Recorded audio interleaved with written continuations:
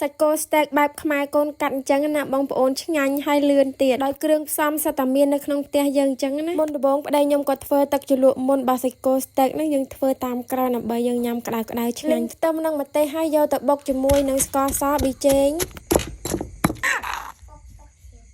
យើងប្រើជីវែងហាន់ដាក់ឲ្យឈ្ងុយពីលើអញ្ចឹងណាក្រូចឆ្មាដាក់2ផ្លែទឹកជ្រលក់នេះសាមញ្ញមែនប៉ុន្តែជ្រលក់ត្រូវច្រើនមុខបងប្អូនសាច់ស្ងោរសាច់អាំងសាច់ចៀនអីក៏ត្រូវអញ្ចឹងណាទឹកជ្រលក់រួចរាល់ឥឡូវមកមើលសាច់ស្តេកយើងវិញណាសាច់នេះប្រហែលមួយថ្នាំងដៃកន្លះបងប្អូនរោយម្រេចហើយនឹងអំបិលតិចហើយច្បល់វាឲ្យសព្វមកដាក់ប្រេងឆាចូលបើសិនជាមានប្រេងអូលីវកាន់តែល្អដាក់សាច់ចៀនហើយយើងកុំតន់ប្រែណាឲ្យរាងក្រៀមមួយចំហៀងប្រែតែម្ដងហើយអញ្ចឹងណាបើប្រែចុះប្រែឡើងវាអាចនឹងអត់ក្រៀមហើយនឹងឆ្អិនដល់ក្នុងលែងឆ្ងាញ់ដំខ្ទឹមសដាក់ហើយនឹងដាក់ប័ររៀងច្រើនតិចមកហើយនេះប្តីខ្ញុំគាត់អត់សូវចូលចិត្តឆ្អិនខ្លាំងពេកទេអញ្ចឹងគាត់ដាក់អត់សូវឲ្យក្រៀមពេកទេឥឡូវស្តេកបែបខ្មែរកូនកាត់យើងឆ្អិនណាបងប្អូនមកញ៉ាំទាំងអស់គ្នា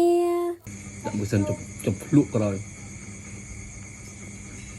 សាច់ស្តេកនៅពេលដែលឆ្អិនភ្លាមនឹងកុំទាន់ហាន់ភ្លាមទុកចោលរៀងមួយសន្ទុះសិនចាំយើងយកមកហាន់ណាដើម្បីកុំឲ្យវាហូរទឹកជាតិសំណើមវាអស់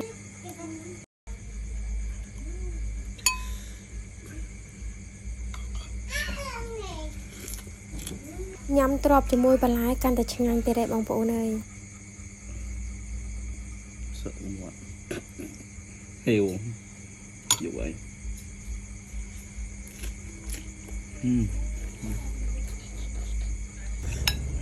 ប្តីខ្ញុំក៏ចូលចិត្តញ៉ាំបែបហ្នឹងណាបងប្អូនអើយហើយបើមានអាជាចេះទៀតកាន់តែត្រូវហ្មងណាពីអ្នកប្តីប្រពន្ធម្នាក់មកកំប៉ុងញ៉ាំបាយផងក្លែមផងអញ្ចឹងណាបងប្អូនអាចសាកធ្វើញ៉ាំចេះដែរបានណាគឺឆ្ងាញ់ខ្លាំងមែនតើហើយងាយលឿនទៀតចាវីដេអូមានតែប៉ុណ្្នឹងទេអរគុណបងប្អូនជម្រាបលាជួបគ្នាវីដេអូក្រោយ